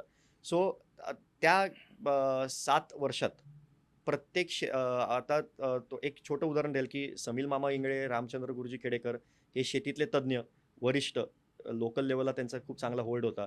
त्यांच्या बरोबरीने आम्ही एक मेंबर जोडत गेलो कंपनीत. मग त्याच्यानंतर आमचे एक अतुल कडलग म्हणून राजवाडीचे आहेत, यंग आहेत. तर त्यांचं प्रोसेसिंगमध्ये चांगलं ज्ञान होतं आणि उत्तम शेती म्हणजे अंजीर, सीताफळ, पेरूची उत्तम शेती आहे त्यांची. अच्छा. आणि ते एम-एस-सी मायक्रोबायोलॉजी शिकले वागिरे कॉलेजलाच. आणि जस्ट त्यांचा एम-एन-सीला एका ठिकाणी इंटरव्ह्यू झाला होता. ते जॉइन होणार होते आणि नेमकं आमच्या एका कार्यक्रमात पुरंदरमध्ये सासवडलाच भेट झाली. तर त्यावेळेला फक्त मी त्यांना रिक्वेस्ट केली, की अतुलजी तुम्ही जॉइन होताय मला कळालं, पण पुरंदर हायलँडमध्ये तुम्ही मला जरा मदत करू शकताल का? की आता एम-एन-सी मधला पगार किंवा एफ-पी-सी मधला हे आपण मॅच नाही करू शकणार लगेच, पण ऑब्व्हियसली तुम्ही तर डायरेक्टर होताय, कंपनीचे मालक होताय. काय करायचं म्हणजे तुम्ही होऊ शकता का? तसं काका मला आश्चर्य वाटेल, की त्यांनी दुसऱ्या दिवशी तो जॉब स्वीकारला नाही. अच्छा, त्यांनी ग्रेट. पुरंदर हायलँड्सला माझ्याबरोबर जॉइन झाले. आता सॅलरीच्या बद्दल आपण बोलणं चुकीचं आहे, की एम-एन-सी काय देते आणि एफ-पी-सी काय देते. पण त्या व्यक्तींनी जे कंपनीचं दूरदृष्टी होती. नोकरीपेक्षा मालकी चांगली. येस. सो त्याच्यात ते सामावून घेतलं स्वतःला. ओके. आणि आज जगातलाच पहिला अंजिराचा ज्यूस. म्हणजे आपला मूळ उद्देशच असा आहे, की उद्योजक निर्माण व्हावेत, येस. व्यावसायिक निर्माण व्हावे. येस. हे चांगलं उदाहरण आहे. नोकरी करणं सोपं आहे, येस. ठराविक साच्यामध्ये काम करणं, पण Correct. उद्योग करणं अवघड आहे. खरं आहे काका. आणि मग ते आता अंजिराचा ज्यूस हा एक आमचं कन्सेप्ट होती, की माझ्या डोक्यात आलं होतं अंजिराचा अंजिराचा ज्यूस ज्यूस. आपण केला पाहिजे, रेडी टू ड्रिंक ज्यूस. आता त्याचं कारण एवढंच होतं, की पुरंदरचा अंजीर जरी जी-आय टॅग असेल तरी आपलं अंजीर ड्राय होत नाही. त्याला कारण हे आहे, की त्याची ब्रिक्स म्हणजे शुगर लेव्हल कमी आहे आणि वॉटर कंटेंट जास्त आहे. सो ते ड्रायिंग प्रोसेस आपण नॉर्मल कन्व्हेन्शनल प्रोसेस केली, तर ते चारिंग होतं म्हणजे जळल्यासारखं त्याची आकार येतो, शेप येतो. त्यामुळे ड्राय हा आपल्याला एक ऑप्शन नव्हता. आजही भारतात 99% अंजीर आयात होतं, ड्राय अंजीर. बापरे! अफगाणिस्तान, इराण आणि टर्की या देशातून. ते ड्राय फ्रुटचं मोठं ड्रायफ्रुट्सचं. आणि बाजारपेठ पण चांगली आहे ड्रायला. चांगली आहे. पण आपलं ड्राय करता येत नाही. येत नव्हतं. तर मग आम्ही ठरवलं, की आता ड्राय करता येत नाही, तर आपण थांबणं चुकीचं आहे. हो. मग काय करता येईल, तर माझ्या डोक्यात आली कल्पना, की ज्यूस करू आपण ह्याचा तयार, रेडी टू ड्रिंक ज्यूसमध्ये, बेव्हरेजेसमध्ये जाऊ आपण. आता ही जबाबदारी अर्थात अतुल कडलकांकडे आली आणि आज मी अभिमानाने सांगतो, की जगातलाच पहिला अंजिराचा ज्यूस हा अच्छा. पुरंदर हायलँड्सने निर्मिती केला. वाह! आणि नुसतं प्रोडक्शन न घेता आज तो पोलंडला, यूकेला आणि यूएसला एक्सपोर्ट पण चालू झाला. एक्सपोर्ट करतोय. एक्सपोर्ट चालू झालाय. काय ब्रँड नाव आहे त्याचं? सो आम्ही आता व्हेरी रिसेंटली तरोय नावाने आम्ही ते ब्रँड तरोय. रजिस्टर केलंय. तरोय बाय पुरंदर हायलँड्स म्हणून. अच्छा. आता त्याचं इन्स्पिरेशन पण मी सांगेल, की रिसेंटली न्यूझीलंडला गेलो होतो मी. बरं. तिकडच्या काही शेतकऱ्यांना भेटायची मावरी समाज तिकडचा माहिती आहे खूप मला, ते चांगल्या आदिवासी पद्धतीने समाज तिथं आंदोलन सुरू आहे. येस. सो तिकडचं ते पण शेतीशी निगडीत म्हणजे न्यूझीलंड हा देश भारतासारखा समान काय कारण की त्यांचंही मेन म्हणजे जी इंडस्ट्री आहे ती फार्मिंग. मावरीचा तुम्ही उल्लेख केला. Yes. हक्का नावाचं तिथं आंदोलन yes, सुरू आहे. yes. हक्का नावाचं आंदोलन म्हणजे ही भूमी आमची आहे. राईट. जे ब्रिटिश किंवा जे युरोपियन लोक Yes. तिथं स्थायिक झाले न्यूझीलंडमध्ये, येस येस. त्यांनी त्यांना असं सांगितलं की तुम्ही आमच्या सवलती घ्या, तुम्ही हे Right. करता. ते सांगितलं की तुम्ही परकी आहात, तुम्ही मायग्रंट्स आहात, राईट. आम्ही या देशाचे मालक आहोत, Right. त्यामुळे तुम्ही आम्हाला काही द्यायची गरज नाही. हे Correct. हक्का आंदोलन जे आहे मावरीचं, राईट राईट. हे इंटरेस्टिंग आहे. थोडंसं आपण लोकांना ज्ञान व्हावं म्हणून नक्कीच, नक्कीच, सांगायचं. नक्कीच. आणि काका तिकडे जायची संधी मला एशिया न्यूझीलंड फाउंडेशन एक आहे. त्या त्याच्यातलं खासदार ते 26 वर्षाची खासदार जी संसदेमध्ये हो, हक्का हो, हक्का हे हो, कर हो. तिचं नाव माहिती आहे तुम्हाला माऊलीचं? मला सॉरी आता नाव लगेच ओके, आठवत ओके. नाहीये, पण तो त्यांचा इंटरेस्टिंग आहे ते. हाका जो असतो तो एक ट्रेडिशनल त्यांचा एक वॉर डान्स आहे, वॉर डान्स आहे. की त्या पद्धतीने ते हे वॉरियर करतात, डान्स आहे वॉरियर तो. डान्स आहे. ओके, आणि तर ते एशिया न्यूझीलंड फाउंडेशनचं भारतातून ह्या वर्षी पहिल्यांदाच एक डेलिगेशन गेलं. ओके. अख्ख्या पूर्ण भारतातून त्यांनी एक 8 लोकं निवडली होती. त्याच्यात त्यांनी मला पण निवडलं म्हणजे होतं. Government through? New Zealand government okay, okay. न्यूझीलंडच्या स्पॉन्सर्ड होते का आपल्याला न्यूझीलंड खर्च? गव्हर्नमेंटनी स्पॉन्सर केला आम्हाला. Okay, great. आणि त्या 8 लोकांमध्ये एक माझं नाव होतं. सो तिथं गेल्यावर ऑब्व्हियसली तिकडच्या माझं एक धोरण कायम असं आहे, की ज्या देशाला मी जातोय, मी व्यवसायाचं बोलायच्या आधी मी तिकडचं कल्चर शिकतो पहिले. नाही, व्हेरी नाईस. सो कल्चर लोकं कशी आहेत, त्यांचं राहणीमान कसं आहे, त्यांचं खाणं-पिणं काय आहे? खाणं-पिणं कपडे काय काय आहे, घालतात? कपडे काय आहे, संस्कृती काय आहे? येस काका. इतिहास काय आहे? तर तो मला म्हणजे प्रामुख्याने मी ते स्टडी करतो आणि मग शेवटला येतो व्यवसायाचा अँगल, कारण की मग तुम्हाला कळतं की नक्की तुम्हाला पिच कुठं करायचंय. अच्छा. सो हे सगळं करत असताना तिकडं गेल्यावर मला ह्या मावरी म्हणून समाजाचं आपण आपल्या कल्चर आलं. पॉडकास्टची सुरुवात तुमच्या इतिहासापासूनच केली. राईट. कल्चरल. आणि सो तर म्हणजे तारोई आपण म्हणतो, पण ते ताओई त्यांच्या समाजात म्हणतात. ताओई. ताओई. हां. सो त्याचा अर्थ असतो की आकार देणं. आकार देणं. आता ते आकार देणं मला हा शब्द Shaping. शेपिंग. ओके. आणि मी ठरवलं की आपण आज पुरंदरमध्ये जे काम करतोय ते त्या अंजीर, सीताफळ, पेरूला आकार द्यायचंच काम करतोय. म्हणून मग आम्ही तो तरोय नाव ब्रँड रजिस्टर केला, ट्रेडमार्क करून घेतला. आणि त्याच्यात आम्ही प्रत्येक आमच्या आता बॉटल्सवरती लिहून येते की तरोय means to shape in Maori which is oh! Rooted to Purandar soil inspired by New Zealand spirit. अरे वाह! Very great. म्हणजे हा पूर्ण ट्रेड कनेक्ट आहे. येस. आणि ग्लोबल लेवल म्हणजे Global. कंपनीच्या बाहेर जो कोण कुठला प्रोडक्ट जाईल पण तो हे पुण्यात- वास्ट विजन दिसतंय मला. वर्ल्ड वाईड विजन दिसतंय तुमचं. काका ती विजन आली खरं सांगायचं तर मला आदरणीय शरदचंद्र पवार साहेबांकडून. नेहमी आपण पवार साहेबांना भेटतो, जरा काही तुमच्या आठवणी सांगा ना त्यांच्याबद्दल. कारण पवार साहेब हे स्वतः कृषी मंत्री म्हणून 10 वर्ष काम केलेले आणि अद्भुत काम त्यांनी केलं. आयात करणारा देश निर्यात करण्याचं कौतुक त्यांनी म्हणजे काम केलं ते कौतुक करण्यासारखंच आहे. काका माझी म्हणजे एक तरुण असल्यापासून म्हणजे माझ्या एक छोटासा मी इतिहास थोडं मागे जाईल. नाही, नाही. पवार की- साहेबांबद्दलच्या गोष्टी सगळ्यांनाच आवडतात. साहेबांपर्यंत कसं पोहोचलो मी, बरं. की माझी आजी कैलासवासी विमलाबाई उरसळ हो. त्यांचा जन्म रावळपिंडीचा पाकिस्तानमध्ये. पाकिस्तानमध्ये. शिंदे कुटुंब त्यांचे वडील जनरल होते त्याला आर्मीमध्ये. बापरे. आणि सेपरेशन नंतर ते रावळपिंडीतून पुण्यात आले. ओ. त्यांचं आडनाव शिंदे त्यावेळेला. आणि ती मला कायम ह्या गोष्टी सांगायची. म्हणजे ती जेव्हा पुण्यात आली त्यावेळेला तिला मराठीपेक्षा चांगलं इंग्लिश उर्दू येत असेल चांगलं. उर्दू इंग्लिश हे बोलता यायचं. म्हणजे ती माझ्याशी जन्मल्यापासून इंग्लिशमध्ये संवाद Wow, साधायची. great. आणि ती मला ह्या सगळ्या गोष्टी सांगत आजी जायची. इंग्लिशमध्ये बोलायची. Yes yes. आणि हे करत असताना म्हणजे काका ती जर पेहरावा कसा असायचा, काष्टा घालणे का साडीची पद्धत कुठली होती? कारण आपल्याकडं त्यावेळेस साडीची पद्धत काष्टा घालण्याची होती किंवा गोल साडी होती. पेहरावा कसा असायचा त्या? मी आजीला कायम एक आपण म्हणतो ना एक रॉयल अरे अटायर मध्ये बघायचो, की डोक्यावर पदर तिचा व्यवस्थित असायचा, ड्रेसिंग तिचं एवढं परफेक्ट असायचं. म्हणजे तिचं परफेक्शनिस्ट होती ती म्हणजे येस मी येस म्हणेन. Yes very nice. सो तिच्याकडून म्हणजे तिचं माझं सगळं बालपण आजी बरोबरच मलाही आनंद वाटेल की माझी आजी, तिला मी आई म्हणायचो आणि तिचं नाव ताराबाई. ते जे तू सांगितलं की रॉयल लुक जो होता ते माझ्या आजीमध्ये होता आणि मी माझं आयुष्य हे तिने घडवलं. तर हे काका तिच्याकडून मी आहे ना लहानपणापासून आपला व्यवसाय कसा उभा राहिला, आजोबांनी पंजोबांनी काय केलं, आजोबांनी काय केलं. आजोबांना मी कधी बघू शकलो नाही, कारण की नाही. आजोबा वारले 86 साली. अच्छा. माझा जन्म 90 सालचा. ओ. पण पहिल्यापासून जन्मता आजोबा कशा पद्धतीने लोकांची सेवा करायचे, पंजोबांनी कसं केलं, हे आजीच्या- समाजकारणात, हां, हे सगळं मला राजकारणात, शिक्षणात, कंटिन्यू ती शिकवण मिळत गेली. अच्छा. आणि ते करत असताना मला कायम पवार साहेबांचं नाव यायचं आजीच्या तोंडून. आजीच्या तोंडून येस, यायचं. कारण की पवार साहेब त्यावेळेला युथ काँग्रेसमध्ये आजी पवार साहेबांना भेटल्या का? येस भेटल्यात. कारण की कसं झालं, आजीचं म्हणजे आजोबांबरोबर आजींचं भेट त्यावेळेला पंडित जवाहरलाल नेहरू असतील, अरे इंदिरा गांधी असतील, ह्याबरोबर त्यांच्या भेटी व्हायच्या. आणि जेव्हा आजोबा जिल्हा परिषद अध्यक्ष महापौर होते, त्या काळामध्ये राज्यमंत्री पदाचा दर्जा होता जिल्हा Yes, परिषद yes. अध्यक्षाला. महापौरला राज्यमंत्री पदाचा दर्जा होता करेक्ट. आणि महापौर हे प्रथम नागरिक शहराचा आणि जिल्हा परिषद अध्यक्ष प्रथम नागरिक जिल्ह्याचा. त्यामुळं कुठलाही पाहुणा परदेशी असू Yes, नाहीतर yes. केंद्रात नाही येऊ, त्याला अटेंड करणं ह्या Yes. महापौर आणि जिल्हा परिषद अध्यक्षाची जबाबदारी असायची. जेवण मात्र जिल्हा परिषद अध्यक्ष किंवा महापौरच्या घरी असायचं. आणि काका तसं बघायला गेलं तर इतिहासातली ती एकमेव व्यक्ती आहेत आजोबा, की जे महापौर आणि जिल्हा परिषद अध्यक्ष नाही, ती अद्भुत गोष्ट आहे. ठरले.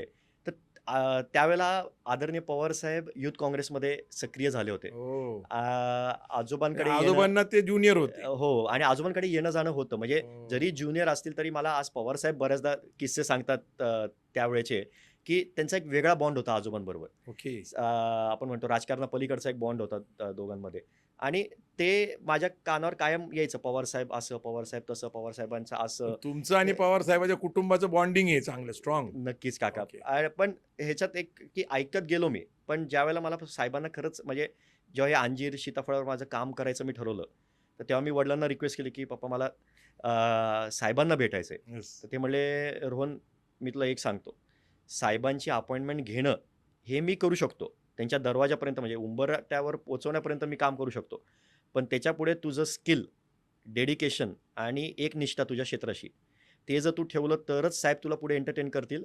नाहीतर मग त्याच्या पुढची मी गॅरंटी नाही घेऊ शकत." माझे आजोबा एक वाक्य वापरायचे. Knock knock the yes. Door will open.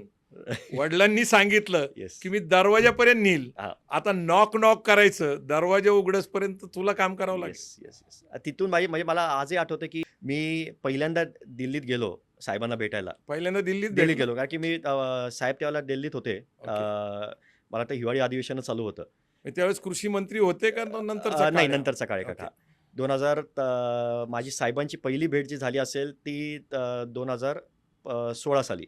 हे वय 15-16 किती साली. होतं त्यावेळेस? अ, माझं काका 25-26. Very very small person. आणि किती मोठी विष आहे. त्या काळामध्ये शरद पवार साहेबांना भेटायची इच्छा वडिलांकडे व्यक्त करणं हीच मोठी गोष्ट आहे. काय काका, जरी माझं वय मी म्हणेल 25-26 वर्षाचं होतं, पण माझं कृषी क्षेत्राशी जसं मी निगडीत झालो, जन्मतःच त्या क्षेत्रात मी आल्यामुळे, मला एक लक्षात आलं, की ह्या भारत देशात कृषी क्षेत्राशी निगडीत फ्युचर व्हिजन ठेवणं, पुढच्या 25 वर्षांनी, 50 वर्षांनी या क्षेत्रात काय घडणार आहे, ते फक्त साहेबांच्या भेटीतून मला दरवेळेला लक्षात यायचं आणि जाणवतं. वाचनातून लक्षात यायचं. तुम्ही लोक माझे सांगती नावाचं पुस्तक ऑन त्यांचं माय वाचलं? टर्म्स, ऑन माय टर्म्स जे मी ऑन माय वाचलं, टर्म्स हे इंग्लिशमध्ये आहे. ते कायम माझ्याबरोबर असतं. कारण की On my त्याच्यातले terms. एक-एक किस्से जे आहेत, ते कायम मला काहीतरी शिकवत गेले. लोक असं म्हणतात की जेव्हा तुम्हाला थकल्यासारखं वाटतं त्यावेळेस तुम्हाला फक्त शरद पवारांकडे बघितलं तर Yes. प्रेरणा मिळते. ते वेगळाच ऑरा आहे म्हणजे मी सांगेल. तो वेगळाच ऑरा आहे. आता ते पहिली माझी भेट दिल्लीत गेलो होतो मी आणि त्यावेळेला श्री सिद्धेश्वर शिंपी सर आहेत. येस, त्यांचे PA पीए आहेत. दिल्लीतलं काम बघतात सगळे. शिंपी सरांना मी पहिले भेटलो, की "सर असं-असं मी पुण्यावरून आलोय." आता पुण्याहून आल्यावर शिंपी सर आजही म्हणजे तेव्हा पण आज पण आदरानेच- आदरातिथ्य करतात. "रोहन Yes. बस, काय तुझं काम आहे?" सगळी माहिती घेतली.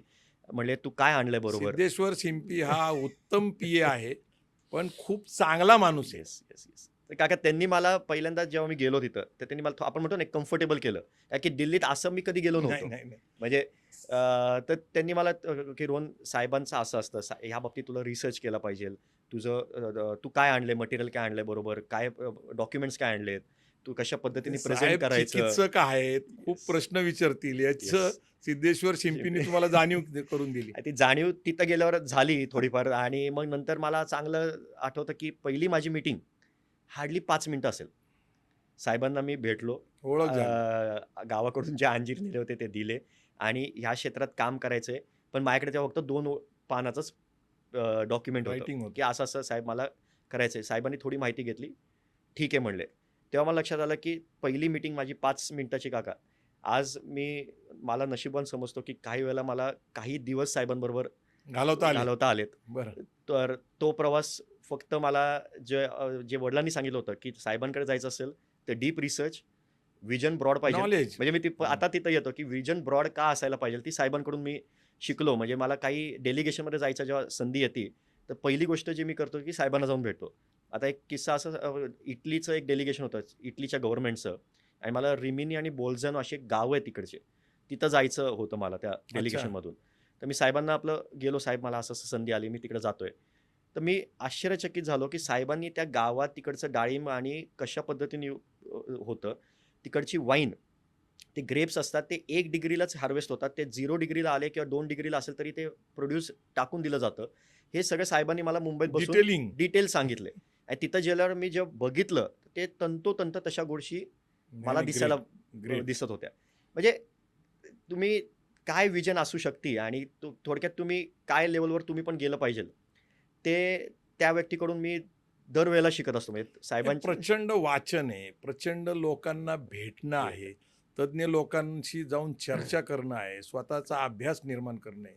भाषणातून सतत ते प्रेरणा देत असतात. खरं आहे. तर हे नवीन पिढीने खरं त्यांच्याकडून खूप शिकलं पाहिजे आणि रोहन यू आर लकी की पवार साहेबांसारख्या एवढ्या ज्येष्ठ माणसाचा एवढा तुला वेळ नाही, मिळाला. नक्कीच मी माझं सर्वात मोठं म्हणतो ना, की आज काही कमवलं असेल ते या जीवनात, तर साहेबांचा विश्वास आणि एखादा साहेबांचं खूप आठवण राहणारा एक चांगला हृदयस्पर्शी एखादा प्रसंग सांगितलं तर बरं होईल प्रेक्षकांना. मी असंच मला आठवतंय 2017 साली मी दिल्लीत गेलो होतो आणि साहेबांना म्हटलं, की "साहेब आपल्याला ती ड्राय करण्याची व्हरायटी इंडियात आली पाहिजे. कारण की शेतकऱ्यांचं आपण जर ही व्हरायटी आत्ता आणली, तर पुढच्या 10 वर्षांनी मे बी आपण ही लागवडी करून नव्या पद्धतीने अंजीर शेती पुरंदरमध्ये करू शकतो." आता साहेबांनी माझ्याकडून माहिती घेतली, की रोहन हे कुठून करता येईल, काय करता येईल, कशा पद्धतीने करता येईल. म्हटलं, "साहेब ऑब्व्हियसली पहिलं गो टू डेस्टिनेशन हे टर्की आहे." कारण की टर्की हे जगातलं सर्वात नावाजलेला देश मानला जातो, ज्यांची अर्थकारणात अंजीर हा मोठा सहभाग आहे. सगळ्यात मोठा अंजीर त्यांचा असतो. मोठा आणि हो. सर्वात त्यांच्या काका त्यांच्या इकॉनॉमीमध्ये अंजीर हा मोठा भाग आहे. अच्छा. सो ते त्या देशाचं माझं एक पहिले आलं, की साहेब अशी ह्या व्हरायटीज आहेत. ह्या मे बी आपण तिथं मला तिथं जायची संधी म्हणजे मिळते का मी काही करू शकतो का आपण? तर साहेब म्हणले, "नाही एक काम करतो, मी येतो तुझ्याबरोबर." अच्छा.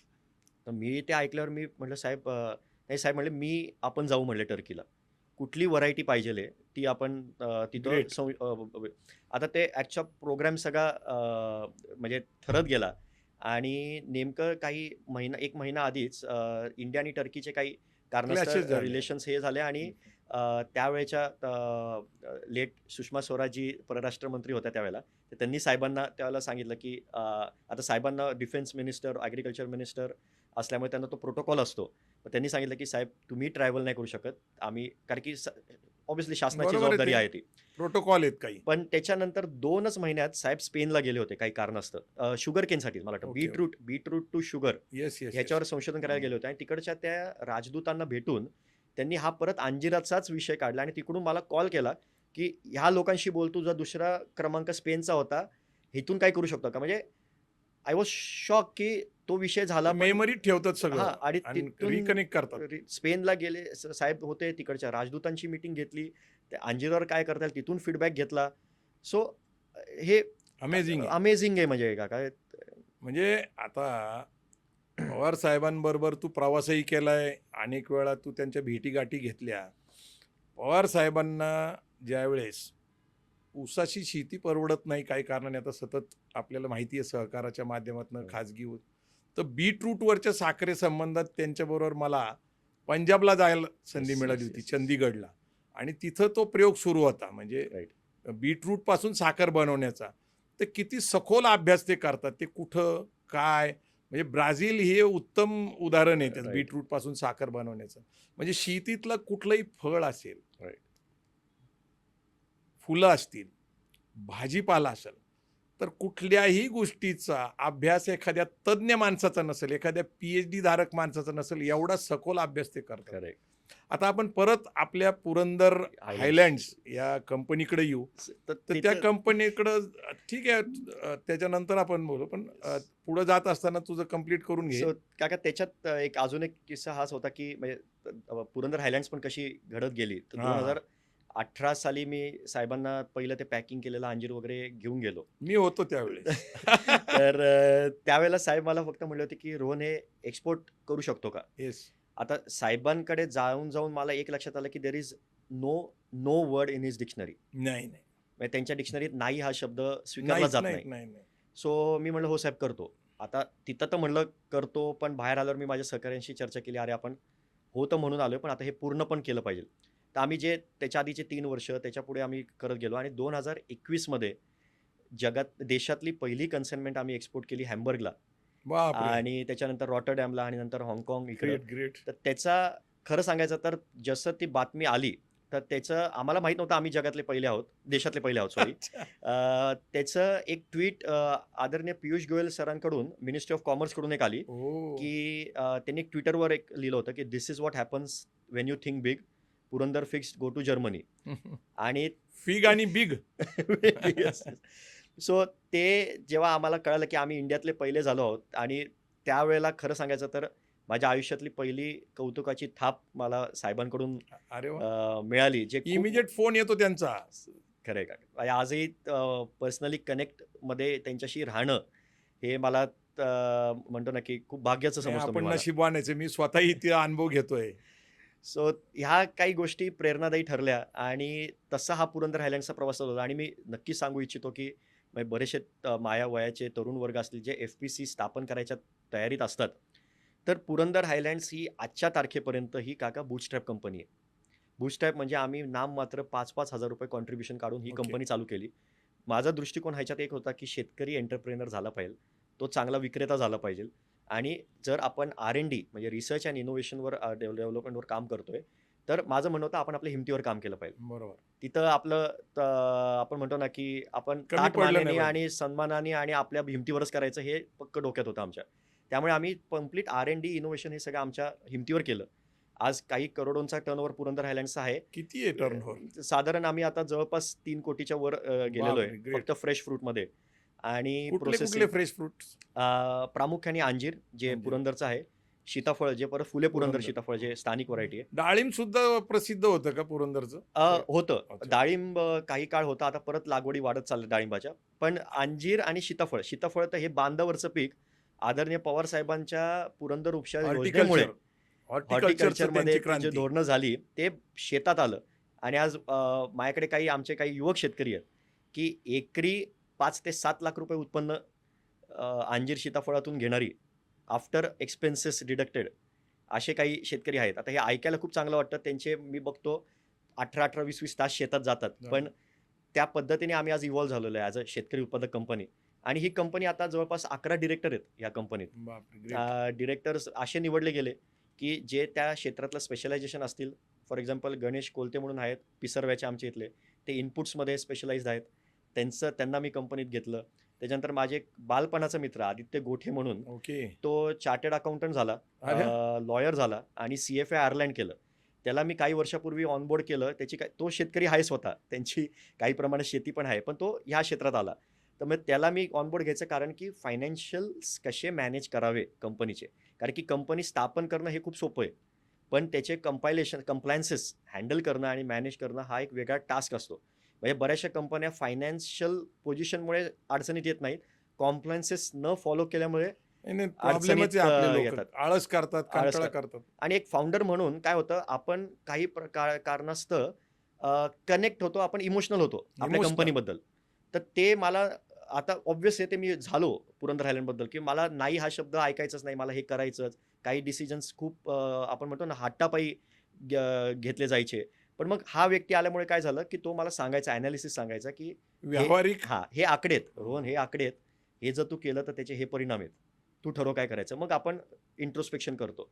आणि त्यासाठी पुरंदर हायलँड्स जी काका कंपनी आहे, जरी मी फाउंडर असेल, पण ती आज जी सक्सेस बघतीये, तर ती सक्सेस म्हणजे टीमवर्क आहे. अच्छा. आणि टीमवर्कचं जे आपण म्हणतो ना, की प्रत्येक जण काहीतरी स्पेशलायझेशन घेऊन आले, प्रत्येकाने काहीतरी जबाबदारी घेतली कंपनीत. आणि हे सगळं करत असताना एकटा रोहन उरसळ असता तर मे बी मला अजून काही वर्ष लागले असते काही करायला. पण टीम असल्यामुळे आम्ही 10 वर्षात ही उचल आता कोण कोण घेतली आहे आहे. टीम मध्ये? हे दोघं झाले, अजून बाकीचे महत्वाचे? त्याच्यानंतर आमच्या इथं एक सागर धुमाळ म्हणून आहेत. सागर धुमाळ. सागर लवांडे सागर म्हणून आहेत. लवांडे. ओके. त्याचा ज्ञानेश्वर फडतरे म्हणून आमच्या बोबगावचे आहेत. ते गोल्ड मेडलिस्ट आहेत ENTCमध्ये. आणि ते मलेशियाला होते, ते आता परत बोबगावमध्ये स्थायिक झाले सासवडला. ते कंपनी डायरेक्टर आहेत. ते मशिनरीज आणि ह्याच्यात सगळं गायडन्स करतात.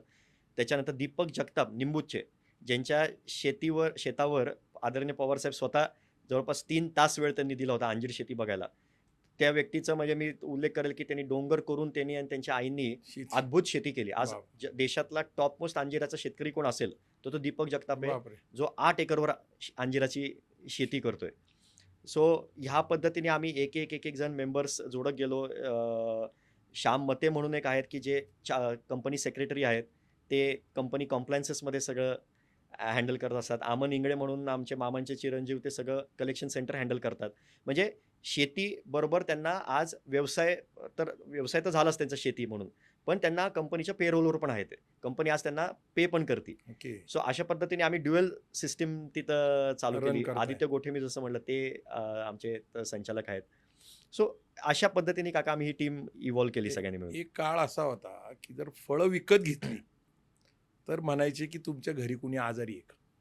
म्हणजे शेतात किंवा बांधावर पपईचं झाड असेल, डाळिंबाचं झाड असेल, पेरूचं झाड असेल, खरं अत्यंत लिमिटेड. फळं ही व्यवसायाचा विषयच नव्हता. खरं ही आपल्या आजोबांनी येऊन मार्केटमध्ये फळं विकायला सुरुवात केली आणि आदरणीय शरद पवारांनी हॉर्टिकल्चरचं ज्यावेळेस ते शेती मंत्री होते, ॲग्रिकल्चर मिनिस्टर स्टेटला होते, राईट. त्यावेळेस त्यांनी कोकणातला आंबा असेल, येस. सांगोल्याचं डाळिंब असेल, राईट. तासगावची द्राक्ष असतील, जळगावची केळी असतील किंवा नाशिकचे द्राक्ष असतील, हो.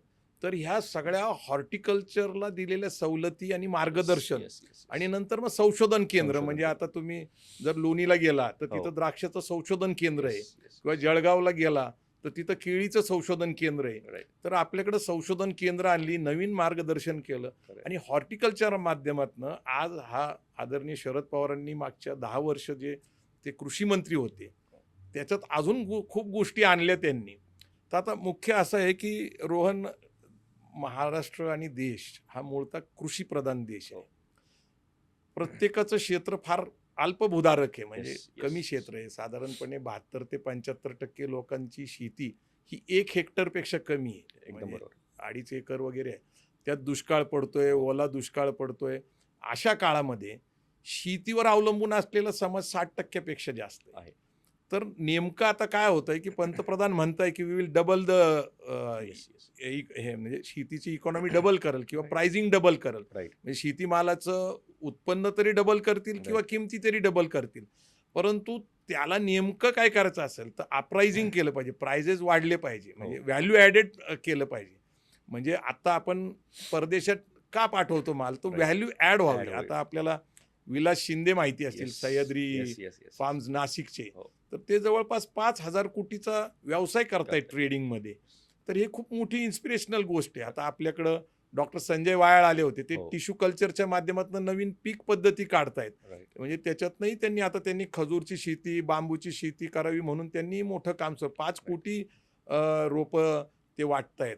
तर नेमकं आता काय झालंय की शेतात जाऊन जे काम करायला लागायचं, म्हणजे पाणी धरणं, शेतात माती अंगाला लागणं, कपडे मळके. दुसरीकडं तू जर्मनीचा अनुभव सांगितला की तिथले शेतकरी मात्र सूटबुटात असतात. तर आता 2-3 महत्त्वाच्या गोष्टी त्याच्यामध्ये, इस्रायलमध्ये किबुट्स असतात. हो. तसंच आपल्याकडे सामूहिक शेती, येस. शेती एकत्र येणं, कारण कमी क्षेत्र झालेलं आणि त्याचं शेअर होल्डिंग करणं.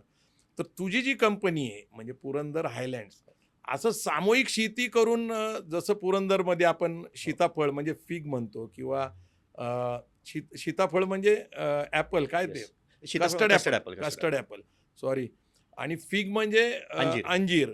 नंतर आता तुमच्याकडे एक वाटाण्याची एक हो. शेती आहे मोठी, म्हणजे वाटाणा सगळ्यात सुंदर गोड हा तुमच्याकडचा. तर असं काही तुमच्या कंपनीचं प्लॅनिंग आहे का की बाबा सामूहिक शेती करून हे पीक अधिकाधिक तिथं निर्माण करावं?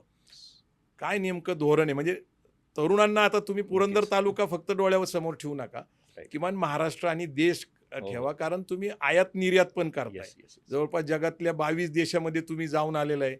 अनेक देशांशी आता तुम्ही व्यापार करताय. राईट. तर नेमकं तरुण शेतकरी जे आहेत मुलं, यांना तुम्हाला काय मार्गदर्शन करावं वाटतं आणि त्यांनी खरंच हे फार्मा प्रोड्युसर कंपनी काढाव्यात का, किंवा Right. त्यांनी त्यातनं कसं अर्थकरण करावं?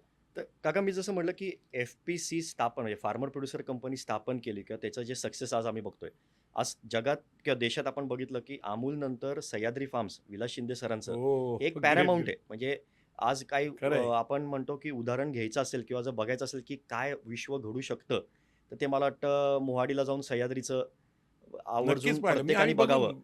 आणि ती व्यक्ती विलास शिंदे सर असे आहेत की ते ॲक्सेसिबल आहेत. म्हणजे येस, मी पण त्यांच्याशी सुरुवात केल्यापासून डाऊन आजही टू अर्थ जातो. Person, down to earth Yes, yes. आणि मार्गदर्शन म्हणजे त्यांचं करतात ते. कायम आवड आहे त्यांना. धोरण हेच आहे की नवीन पिढी घडली पाहिजे ह्याच्या या क्षेत्रात. मी त्यातला एक आहे म्हणजे. Yes. सो ते करत असताना आज आम्ही जे सक्सेस बघतोय, दिस इज बिकॉज ऑफ ग्रुप. म्हणजे आम्ही एकत्र आल्यामुळे हे झालेलं आहे. आता काका तुम्ही म्हटलं असं अल्पभूधारक शेतकरी आपल्या इथं मोठ्या प्रमाणात पुरंदरमध्ये तर मी म्हणतो अर्धा एकर, 1 एकर, अर्धा एकरवरच जमिनी आहेत. कॉन्ट्रॅक्ट फार्मिंग ही कन्सेप्ट जी होती ती इंडियात बऱ्यापैकी तेवढी सक्सेस झाली नाही. नाही. त्याला कारण हेच होतं की काय कायला रेट्स अपडाऊन होतात, क्लॅशेस होऊ शकतात. तर आम्ही एक वेगळं धोरण केलं. आम्ही काय केलं, बायर क्रॉप सायन्सचं फूड व्हॅल्यू चेन डिपार्टमेंट आहे. त्यातले मला आठवतं एक 6 वर्षापूर्वी गणेश साळुंके सर म्हणून त्यांचे जे रिजनल हेड होते, त्यांची आणि माझी भेट झाली. आणि ते म्हणले की बायर कंपनी तुम्हाला काय मदत करू शकते? आता हा प्रश्न त्यांनी बऱ्याचदा लोकांना विचारला, तर लोकं काय म्हणतात, आम्हाला औषधं स्वस्तात द्या, खतं स्वस्तात द्या. पण आम्ही त्यांना एकच प्रश्न केला की सर तुम्ही आम्हाला एक्सपोर्ट कसं करायचं शिकू शकता का? आणि त्यांची ग्लोबल टीम आम्हाला कनेक्ट झाली. त्यांची जर्मनीची टीम आज आमच्याशी कनेक्टेड आहे. पण हे सगळं करत असताना आम्ही त्यांच्याकडून शिकत गेलो आणि आज आम्ही काय करतो, प्रत्येक शेतकऱ्याचे 10-10 लोकांचे बॅच करून आम्ही ट्रेनिंग्स घेतोय. आणि हे ट्रेनिंग्स घेत असताना आम्ही त्यांना सांगतोय की हे उत्तम शेती पद्धती आहेत. त्याच्यापुढे पुरंदर हायलँडचे हे रेट आहेत. तुम्ही ठरवा कुठं जायचं. आज मला चांगला अनुभव असा आला की 2 वर्षांनी किंवा 1.5 वर्षांनी ते शेतकरी मार्केट बघून परत पुरंदर हायलँडकडेच आपल्याकडेच येत आहेत. येतात. म्हणजे ते मनाने जोडले गेलेत, नाही का कुठल्या कमर्शियल टर्म्सवर जोडले गेलेत. सो आय थिंक हे एक टॅप आम्ही केलं ॲज अ ग्रुप म्हणून. आणि मला वाटतं हे एक business model may be apply होऊ शकतं काही ठिकाणी. आणि मेन आपण कमी पडतो ते मार्केटिंगमध्ये.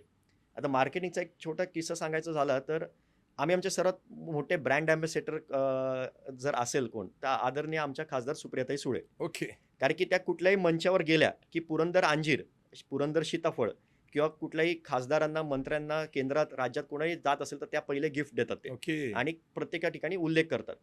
तर आम्हाला त्याच्यातून म्हणजे ते ऐकायला छोटी गोष्ट वाटेल, पण आम्हाला त्यांच्या ट्वीट्समधून, त्यांच्या Facebook पोस्टवरून आज आम्हाला जगभरातली लोकं कनेक्ट होत आहेत. मला आठवतं Apple day yes. Keys doctor आवे.